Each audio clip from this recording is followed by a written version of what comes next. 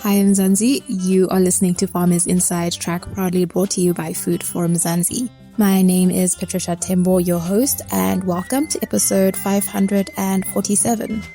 Today we're unpacking everything carbon credits in farming. So this episode is set to be both informative and practical as we welcome Matthew Kensett, who is a specialized agri-solutions and intelligence lead at UPL Africa. Matthew Kensett, welcome to Food for Mzansi's podcast, Farmers Inside Track. We are so happy to have you on the podcast today. Thank you, Patricia, and thank you for having me. Great. So, Matthew, you are a specialized agri-solutions and intelligence lead at UPL Africa. So for our audience who maybe haven't heard of UPL and even the work that you're doing, could you maybe expand a little bit on what your work entails? My role essentially is to help guide our long-term strategy as a business.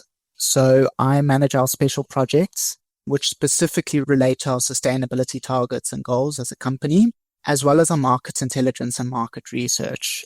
I am trained as an economist, specifically within the climate change space. So quite a lot of the work I do revolves around how do we continue operating our business in a way that helps mitigate our impact on our climate as well as our environment, but also how do we navigate, a world where we anticipate increasing climate change, and how do we help our clients navigate these types of challenges.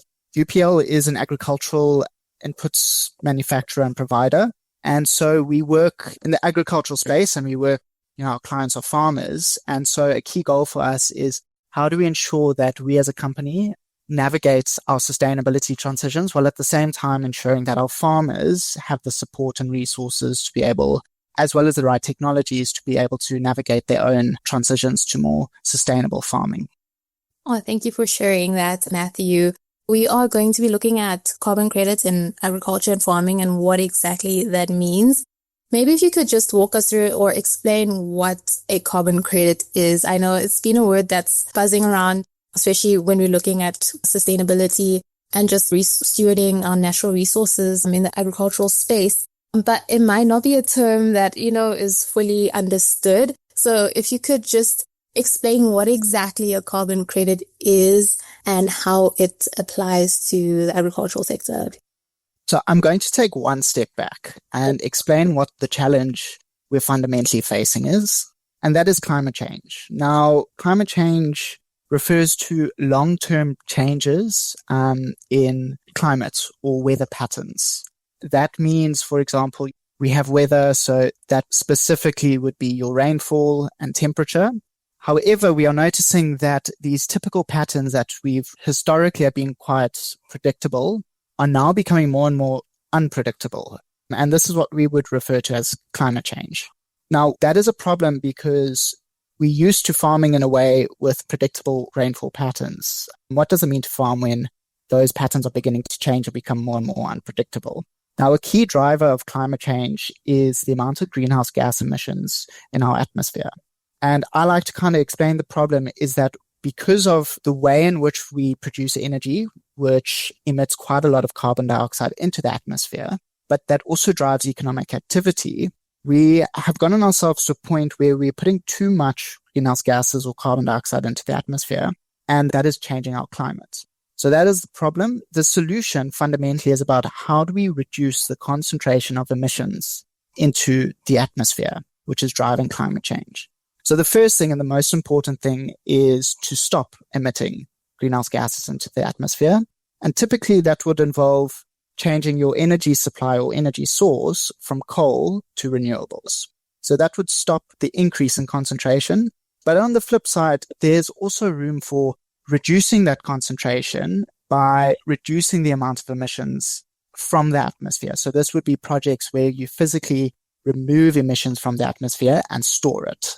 Now, that is where carbon credits come into play. And you can think of it as a tool to help us reduce that concentration of emissions in the atmosphere. And a carbon credit is essentially a certificate which represents 1 ton of carbon dioxide that has either been stopped from going into the atmosphere in the first place or prevented from being emitted, also removed from the atmosphere.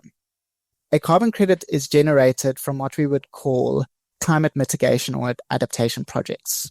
Now, historically, many have been what we would call technology-based solutions. So this would be what we would typically think of as transitioning from coal to solar energy, for example. That is where we use technology to reduce emissions. On the other side, there's what we would call nature-based solutions, which leverage natural processes to reduce emissions or store carbon in soils. Now, these are the types of projects that generate a carbon credit. Now, once a carbon credit has been issued, that can be purchased by a company who has the intention and the goals to reduce the amount of emissions they emit. However, in the short run, that company might not be able to reduce all their emissions this year or next year. However, what they can do is purchase a carbon credit from a project that has generated them and use that carbon credit to offset their own emissions, which helps them achieve their net zero targets or their ESG commitments. Awesome. Thank you for explaining that, Matthew. Like you said, taking a step back, and I'm trying to see the bigger picture, or just to see if I'm following you. The big idea is to reduce emissions into the atmosphere.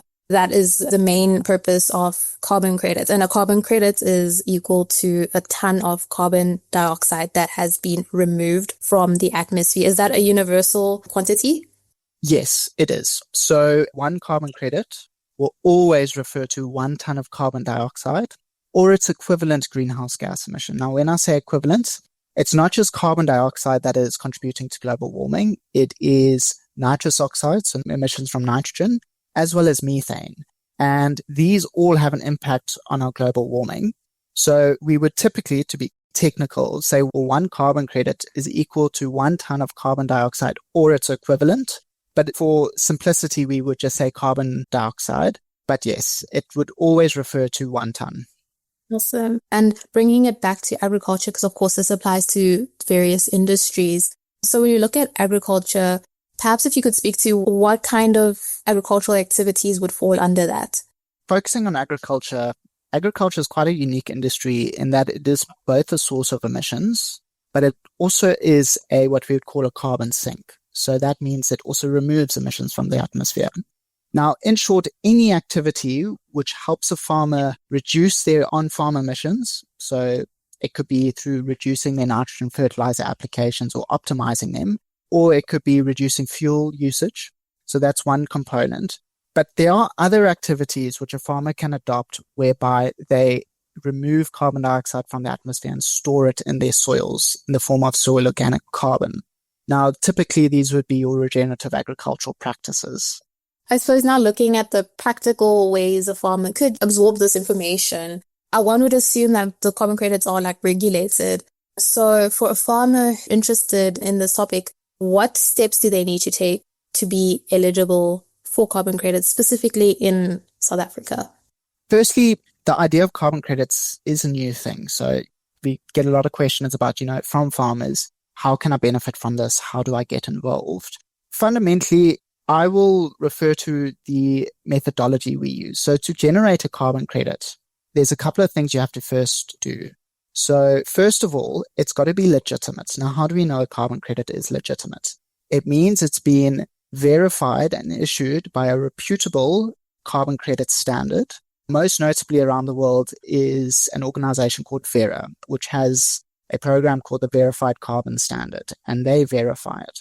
And they set out the eligibility criteria for farmers to be able to generate carbon credits. So I will be referring to that to answer your question. Firstly, if they want to be eligible for a program, they would currently be doing typically what we'd call conventional agriculture. So they would typically be tilling their soils, they would be monocropping, they would be quite heavily reliant on chemical inputs as well as your synthetic fertilizers. Now, that works for some farmers, but there are some farmers who are interested in changing how they produce their crops. So the first thing is a farmer needs to be willing to introduce a new and improved agricultural practice. This would be something that they're not currently doing, but they would need to start doing. So, for example, that would be planting cover crops during the winter period, for example. Or what they need to be doing is enhancing or improving on an existing practice. So that could be looking at what is my current fertilization rates? How do I optimize my fertilizer use to ensure that I'm improving my efficiency, but also not wasting the fertilizer I apply to my field? So that would be an enhancement of a practice. So that's the first thing. The second thing, which is quite important, is that in order for us to verify and generate credits, we need data as well as historical farm management records that go back at least 3 years. And the reason for that is we need to know what is your current baseline practice. So that means how much carbon is in your soils at the moment, and then also what is your fertilizer applications look like? What inputs do you use? So we need to be able to use data to create what we call a baseline. Now, a baseline is what we use to generate credits from. So that's quite important. And then the farmer needs to be committed for the long run. So what we would do is a farmer needs to be willing to commit to something like this on a decadal sort of time horizon. Now, why is that important? Because what we do to generate a credit, we will look at, for your baseline, we'll go in and measure carbon and we will know, okay, cool. In a couple of years' time, we will look and compare. Has the soil carbon increased relative to the baseline? And if so, by how much? That will get converted to a carbon credit. We'll also look at your emissions and how much have you been able to reduce your emissions relative to your baseline. So that generates the credits. Now, the reason why we need a long-term commitment is because a farmer can't be doing this for 3, 4, 5, 10 years and then one day decide to revert back to their historical practices, because that would typically imply what we call a carbon reversal in soils, where it effectively makes your carbon credits null and void. So in addition to data, a long-term commitment by the farmer is important. They also need to be willing to work with project developers to allow them to physically measure and monitor the changes in soil organic carbon. So it is very important that you do get physical soil samples, and typically it's about every 3 to 5 years you go physically measure. That's also important. And then a farmer also needs to work with a carbon project developer to ensure that they are following all the monitoring, reporting, and verification requirements set out to generate credits. So to summarize all of that, if a farmer is interested, there's essentially a commitment to adopt or enhance your agricultural practices, plus work with your carbon project developer for the long run and be open to sharing their information and sort of their data to help us generate credits. So that's it in a nutshell. Yeah, the concept of carbon credits can sound a little abstract, and I think you've done a great job at actually, explaining what that looks like practically. So we know that the soil is a carbon sink, and I suppose to acquire carbon credits, the carbon in the soil needs to be measured. How is that measured? I think you mentioned soil samples. Maybe if you could just speak a little bit more on how it is actually measured in the soil. So there are a number of tools, and as interest in soil organic carbon and the important role carbon sequestration plays in agriculture is becoming more prominent, there are a lot of tools out there that help farmers understand how much carbon is their soil, but also monitor it. The most reliable sort of tool to measure your carbon is your physical soil sample.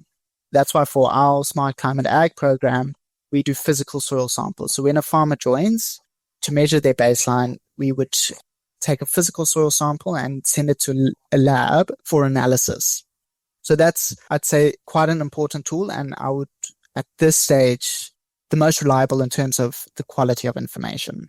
You do also get remote sensing tools that would use certain indices and data collected from satellites to get an estimate for how potentially carbon in soils can change over time. So that is one tool, but I would say that is more complementary to physical soil samples than just relying on satellite imagery. And then what you also do is you can model it.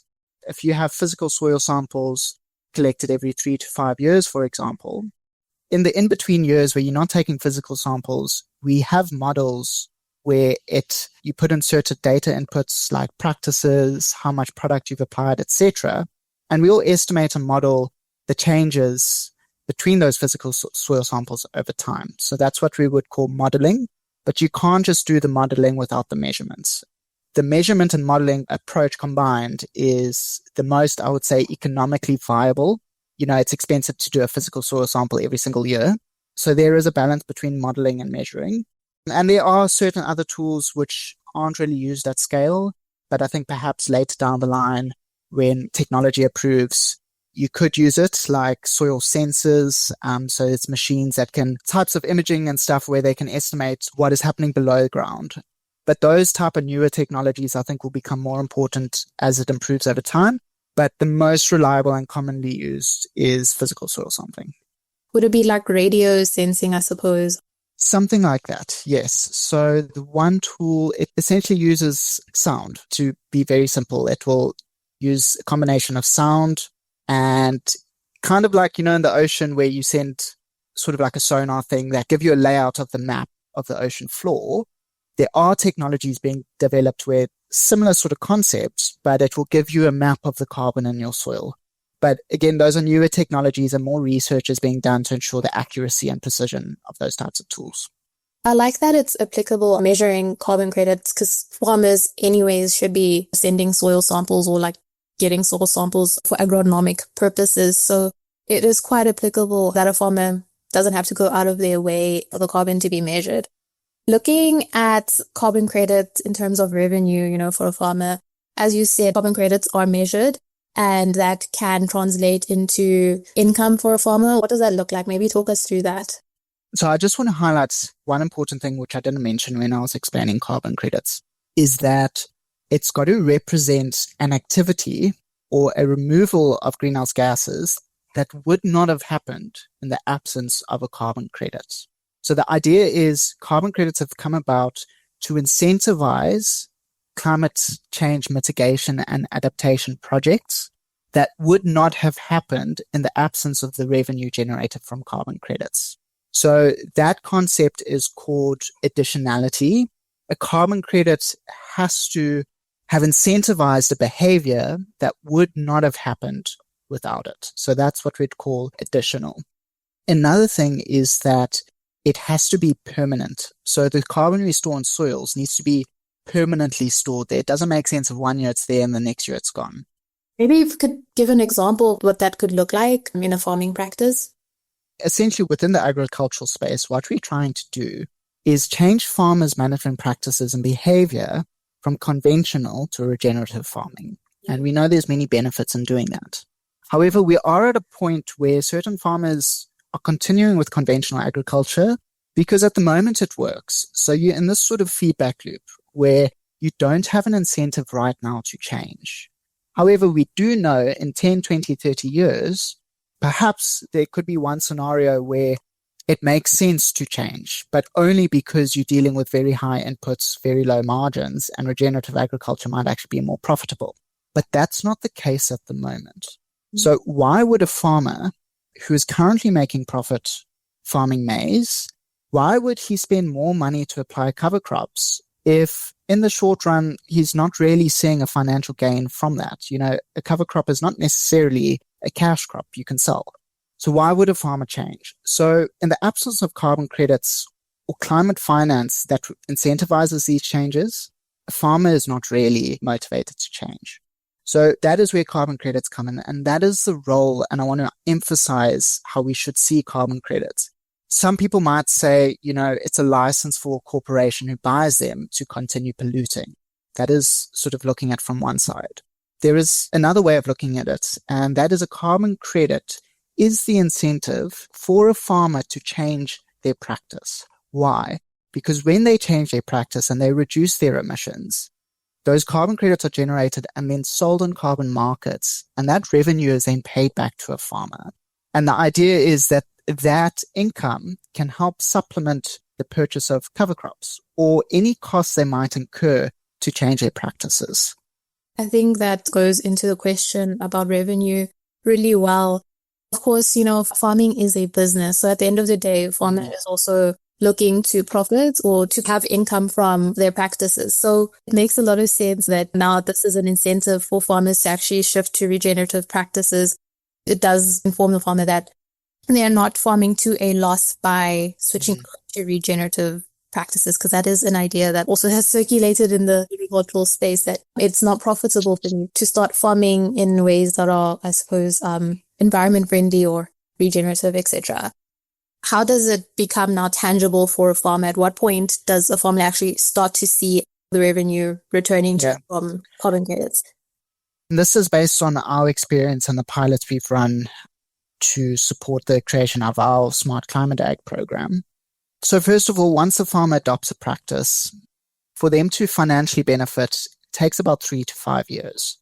So they will adopt the practice, they will reduce their emissions. What we need to do, though, is to ensure the credibility of a carbon credit is all those practices need to be audited by independent third-party auditors that can say, hey, look, we had a look at all this data that was provided. We looked at the samples. We verified that these change in practices actually happened. And so we're quite happy with the integrity of these credits. So it's got to go through an audit process. Now, that audit process can take anywhere from a year to 2 years. It is, at least for now, it's an incredibly rigorous process. It involves a back and forth in, verification of data. They will also look at, okay, who took your soil samples? What protocols did they follow? So that process, in our experience at this stage, has taken about 1 to 2 years. Then what happens is those auditors will go to Vera, which I mentioned earlier is the verified carbon standard, and the auditors will tell Vera saying, hey, look, we had a look at all this data and information, and we're also quite certain that the farmers followed Vera's protocol for improved land management practice to generate these credits. So then the auditors tell Vera, hey, look, we're happy with this, we approve it. That's not the final stage yet. Will also do their own review and have a look at what the auditors said. They will just do the final checks and balances and make sure, okay, these practices happened. This is how much the farmers reduced their emissions or stored in their soils. So this will translate to a certain amount of carbon credits. What Vera does is they will issue the credits, and there's a public registry. Anyone can go to their website and have a look at their carbon registry and see all the carbon credits that have been issued from their project developers. So now that we've got the carbon credits that are issued, there's no point in giving a farmer a carbon credit because, like I said, it's a certificate that represents 1 ton removed, but it's not tangible. You can hold a piece of paper, but that's not where the farmer benefits. There's another step. We then have to sell those carbon credits to institutions who are looking to buy them. And that will take, negotiations with buyers, see which buyer can pay a price that we're looking for. And then the seller, which would be us, and a buyer, we would negotiate a price. And if everyone's happy with the price, we sell those carbon credits to the buyer. That's where we get what we call carbon revenue. That comes to all the project stakeholders. So the carbon project developer, who will then allocate that finance to the farmers, as well as cover any costs that might need to be covered, such as the physical soil sampling. So that whole process, in our experience, from beginning to end, has taken about 4 to 5 years. Having said that, I'm not saying it's going to take that long in future to go from changing a practice and earning revenue, because once the market gets used to it and can verify the quality of credits, it is my hope that time frame between changing a practice and getting money will get shorter and shorter for a farmer, ideally to a point where you'll start seeing a financial benefit within a year or 2. It's still quite new. If you could highlight the farmers recently who received their carbon credit, I suppose it was a certificate, but the revenue as well. There's a success story of, that it actually does work for the farmers who are willing to be committed. If you could just touch on that before we go on as well. Yes, we did a pilot. Why? Because this is a new idea. We don't want to jump into something if we don't fully understand it ourselves. And then we get farmers excited, join.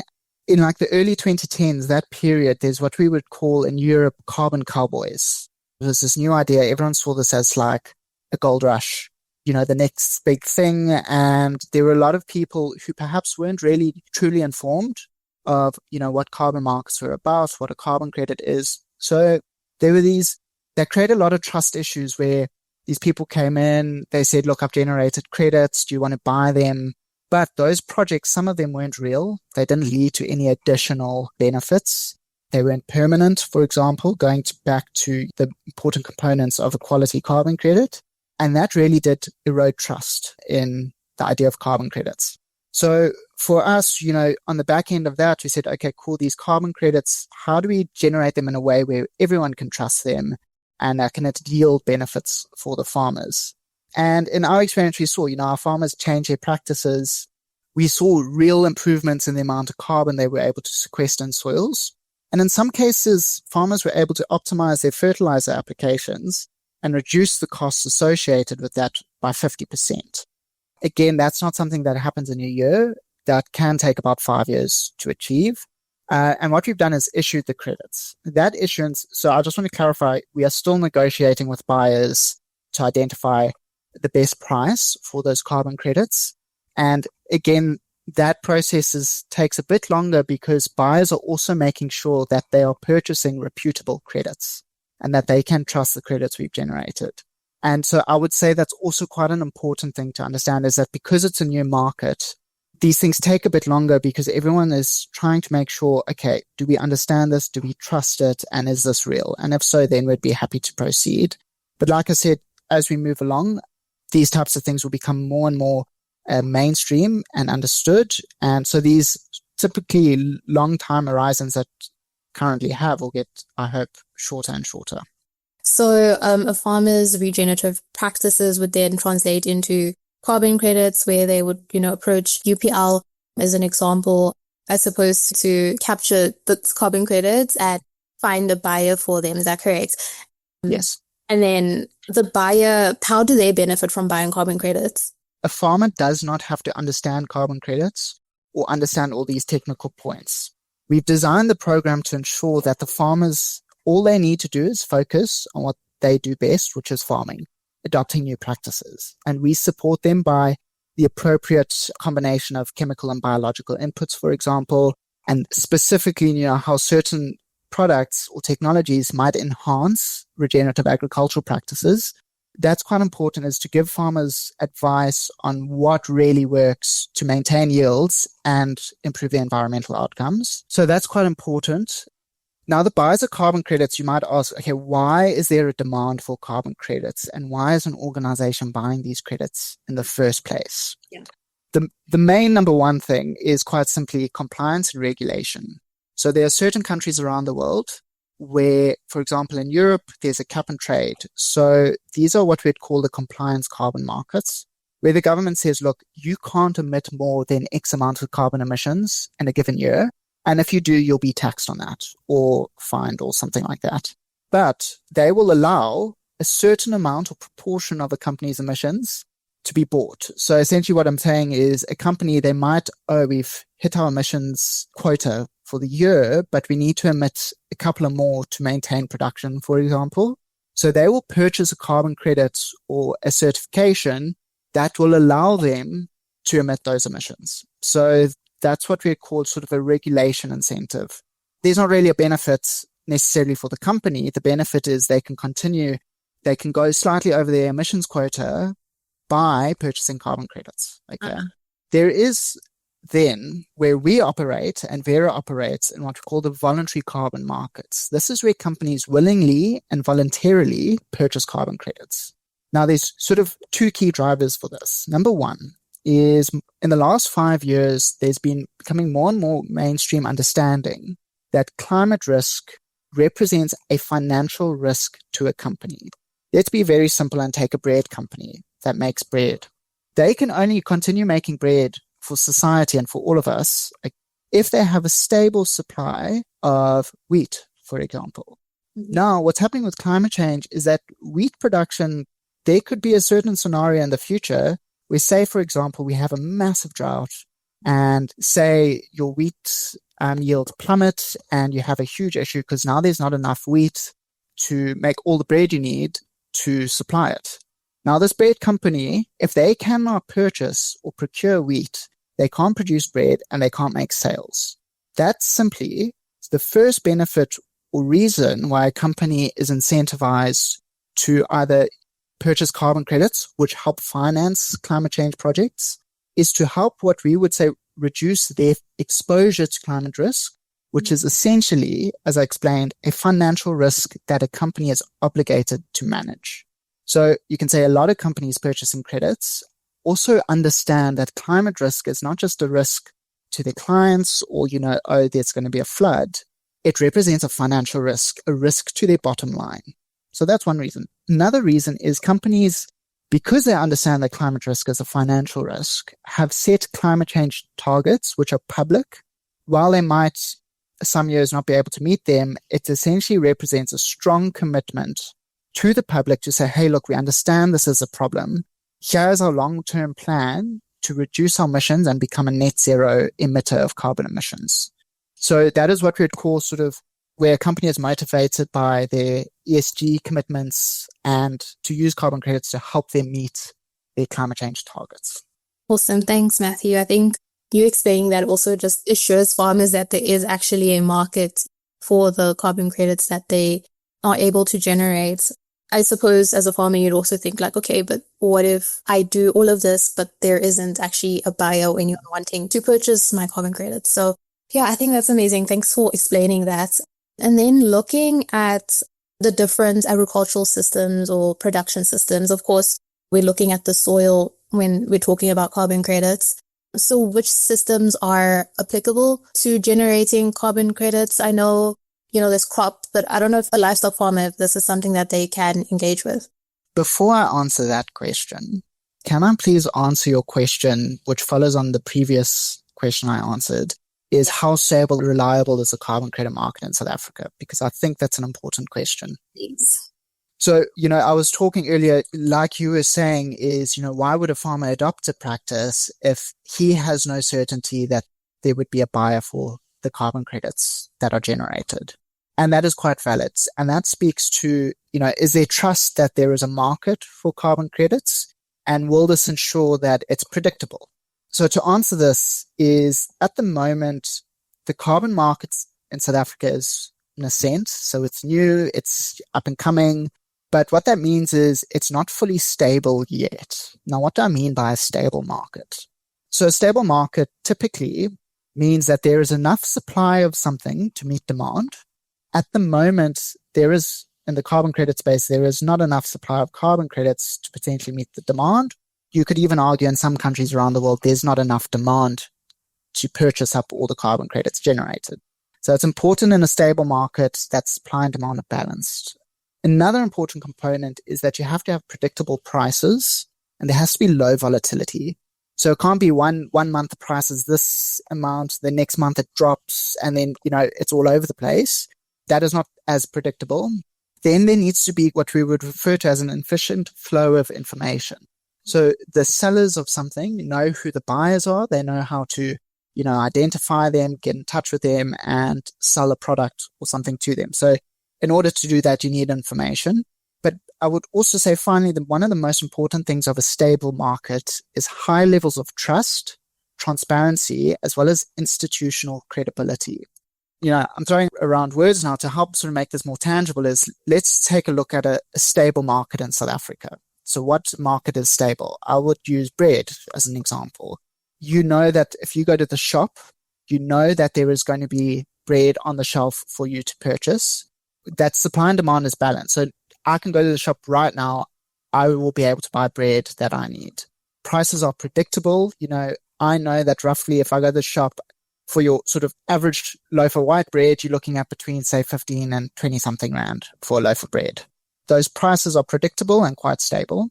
And also there's trust. I know if the label says white bread, I'm buying white bread. If it says brown bread, I'm buying brown bread. There was trust by the buyers in the quality of the product that is being sold. So that's what it means. Within the carbon market space at the moment, supply and demand is not balanced.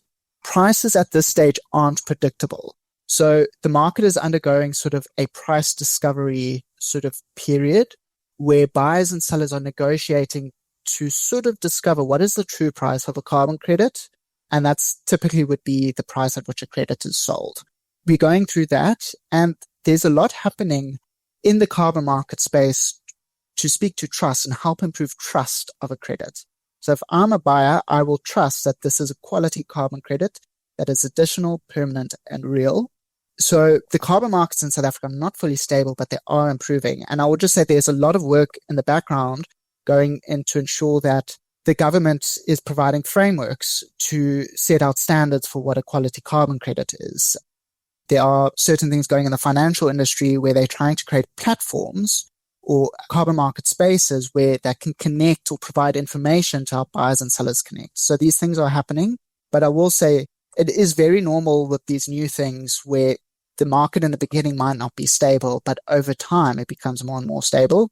There are a lot of things happening which indicate that in future this market will become more and more stable. Thank you for sharing that. Just going back to the question, some farmers might have the perception that the carbon credits, those initiatives or the programs aren't relevant to me as a livestock farmer because I'm not necessarily putting carbon directly into the soil as the way a crop producer might be. What sort of agricultural systems would be able to generate carbon credits?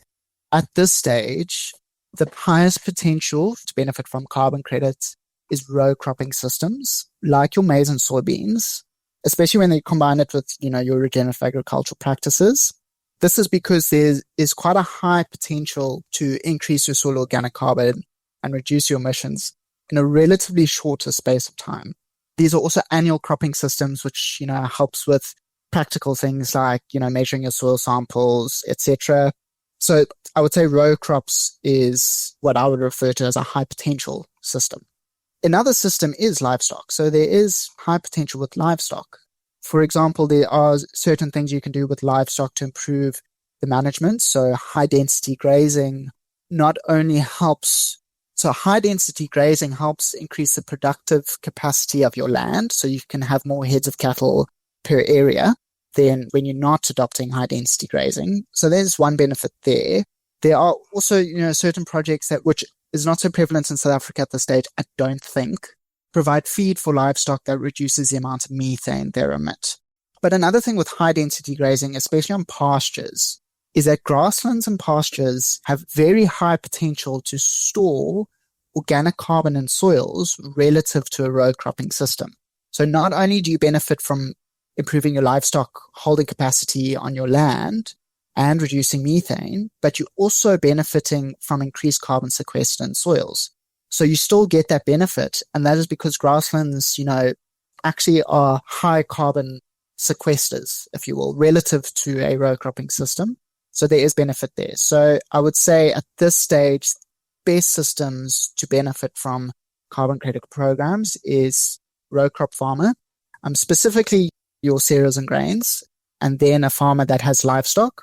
The best potential is a farmer who can integrate livestock into their row cropping system. I would say that is where we are seeing at this stage the best benefit. When you look at cattle farming as an example, we know that, as you've mentioned, the methane production, that is produced from cattle. I know there's a lot of research now going into how cattle farmers can reduce or have more efficient systems so that there isn't excess, I suppose, methane. So in terms of efficiency in the production process to the cow leading up to slaughter or whatever it is, do you think that is something that can eventually translate to carbon credits, the efficiency of a livestock system? Yes. In the beginning, we spoke about greenhouse gases. And these are gases that are in that atmosphere that contribute to warming our atmosphere and then driving changes in our climate. The most common one is carbon dioxide. There are two other ones, nitrous oxide and methane. Now, earlier I was talking about carbon dioxide equivalent. Methane and nitrous oxide and carbon dioxide are greenhouse gases, but have different impacts on how quickly they warm the atmosphere. So what that means is, carbon dioxide, you would look at it over a 100-year period. How much does carbon dioxide increase the temperature of the atmosphere? So that's what we would call its global warming potential. When we look at methane and nitrous oxide, they are actually much more potent. So what that means is methane, for example, over a 100-year period will increase warming by much more than carbon dioxide. Nitrous oxide is the most potent. What that means is that when you emit 1 ton of nitrous oxide into the atmosphere, it actually has the impact on warming equivalent to about 270 tons of carbon dioxide being emitted into the atmosphere. So nitrous oxide is one of the most potent greenhouse gases. Coming back to methane, when you emit 1 ton of methane into the atmosphere, that has about the same impact over a 100-year period of emitting about 30 tons of carbon dioxide into the atmosphere. So there is potential. At the end of the day, our most urgent goal and urgent thing we need to do is reduce the amount of greenhouse gases from the atmosphere as much as we can in the quickest time frame as possible. I can today emit 1 ton of carbon dioxide. That's fine. That's good. But today, if I prevent 1 ton of methane going into the atmosphere, I'm effectively preventing 50 tons of carbon dioxide going into the atmosphere. Now, what is driving methane emissions? It is how we farm livestock and how we produce our livestock. And they do contribute it. So, we don't focus on the livestock industry in and of itself. Where we focus is on cases where livestock is integrated into a row cropping system. But there's definitely potential for livestock systems to benefit from carbon credit programs by reducing the amount of methane emitted. Of course, when farming, not everything goes according to plan. So with the carbon credit program, for an example, when a farmer is found to be non-compliant or they encounter some sort of environmental event or bad things like this, what happens in those cases? What are the risks associated now for a farmer if they are not able to follow through with the program? Yes, so there is a big concern. Okay, I'm a farmer. I've joined a program and say in the space of 5 years, I've managed to increase the amount of carbon that's in my soil. And I'm very happy with that. That's good. I've issued the credits. They've been sold. I've received the finance for them. So now what happens if a flood comes along on a certain part of my field, it removes some of the topsoil and effectively gets rid of the carbon I stored in it. So that is what we call a carbon reversal. And that is the thing. There will be cases where this happens. It's the nature of whether these things happen. That is what we call a reversal risk. So carbon stored in the soil has, for some reason, been reversed. So it's gone back into the atmosphere. Or it's actually just been, the topsoil has just been washed away by a flood. So there's a tool. So within our program, we have what is called a non-permanence risk. So we are able to give some quantification on what is the risk of this carbon being stored in the soil and not leave the soil. So that's what we call the non-permanence risk. What is the risk of this carbon being not permanently stored in the soil? When credits are issued, what we do is to manage this risk. So luckily we are able to manage this risk by putting a certain proportion of carbon credits that have been issued in what we call a buffer account. So that buffer account is held by a carbon standard. And essentially you can think of this as insuring against non-permanence risk. So my farm generated 100 credits, say about 20 might go into the buffer pool. Those will be held for a certain period of time and stored by the carbon standard, and you can say like a vault, and they're locked away and no one can buy or sell them. But I can sell the 80 credits. And say, for example, of the 80 credits I sold to you as a buyer, 10 of them were reversed. So something happened on the farm.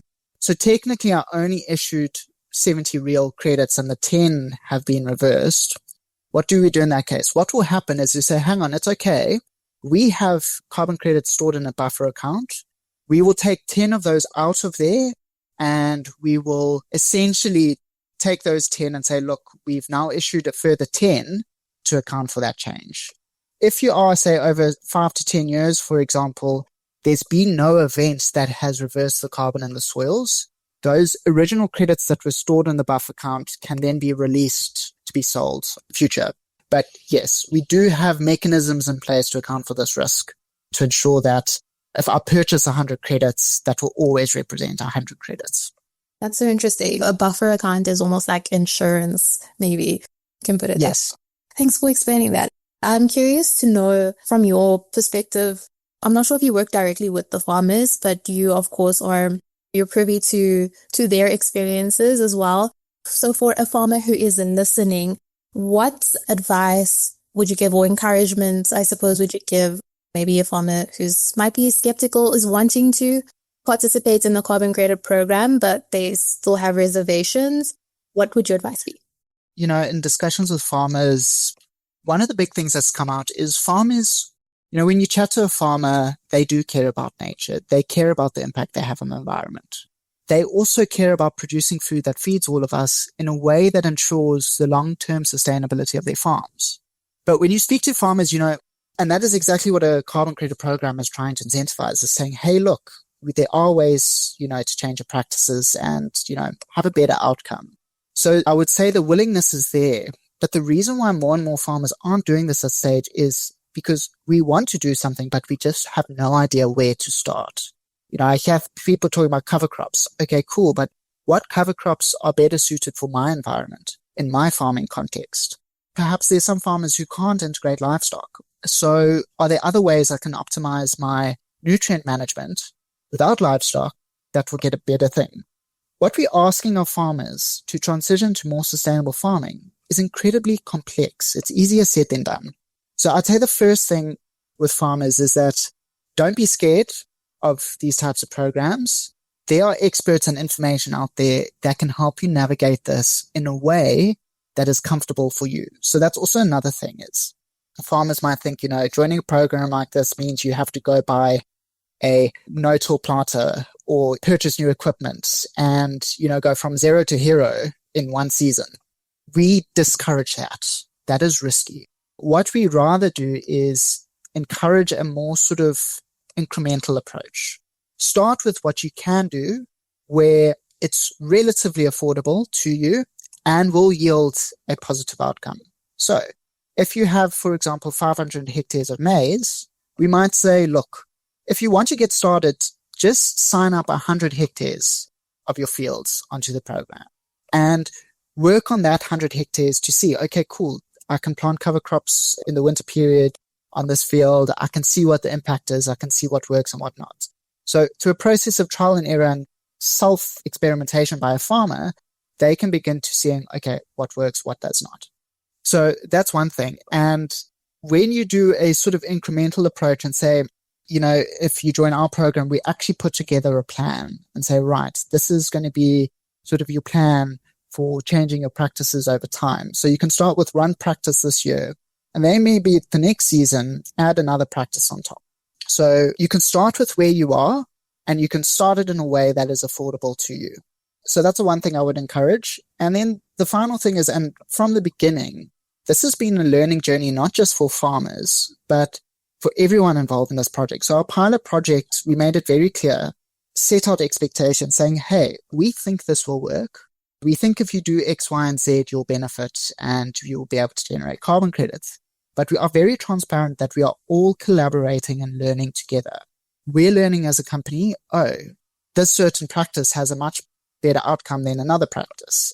We're also learning from farmers who are able to say, hey, look, I tried that. It didn't work, but I tried this and it did. We also have workshops with farmers and we encourage a sharing of information of what works. So that's quite important. And I will say in a nutshell is that you're not alone in this. And I think that is important is because we are all learning together and we will ensure that, one of the key things, and this is important, is that to be eligible to generate carbon credits when you change your practices, your yields also can't drop by more than 5%. And that's important, is that we are working with you. If you want to maintain your productive capacity or your yields, you won't be able to do that if you change everything overnight. And that's important, is that the farmers in our program are able to maintain their yields and incrementally change their practices to get a better outcome. And to me, that is the best approach. Yeah, yield is very important. I like that carbon farming sort of integrates other aspects, that would be important to farmers. For example, financing models. I know they're looking for farmers that are more, I suppose, looking for farmers who are more sustainable in their practices. Market access as well. Of course, it looks great if your produce falls under, I suppose, carbon conscious type of farming. So yeah, I think everything integrates well when one is wanting to look into a carbon credit. I'm not sure if there's anything else that you would like to speak on before we close off. Yes, and that is just coming to the idea of carbon credits have the potential to generate another revenue stream for farmers.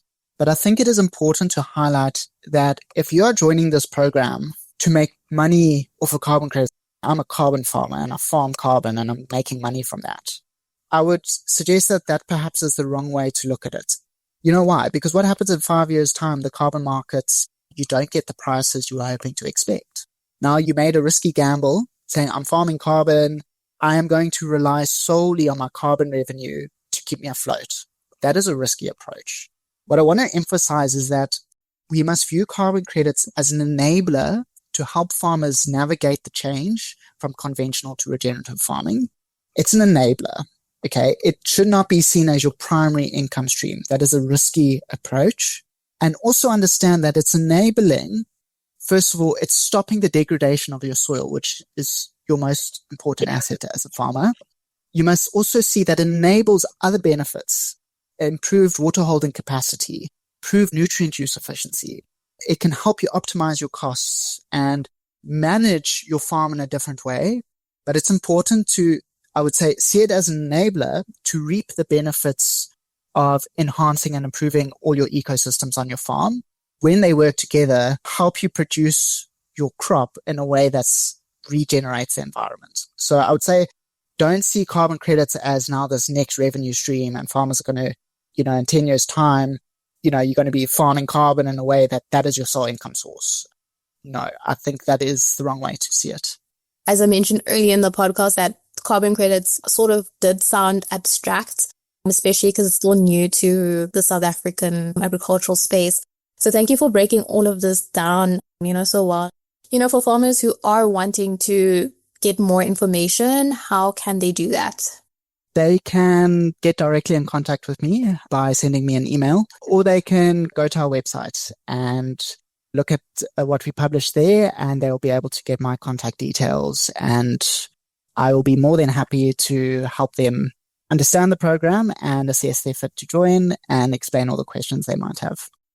Thank you so much to Matthew Kensett, who is a specialized agri-solutions and intelligence lead at UPL.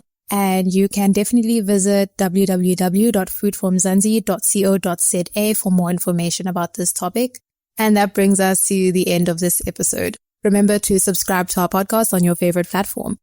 From myself, Patricia Tembo, our technical producer, Megan van der Vent, and the rest of #Team Food for Mzansi, thank you for listening and keep growing with us.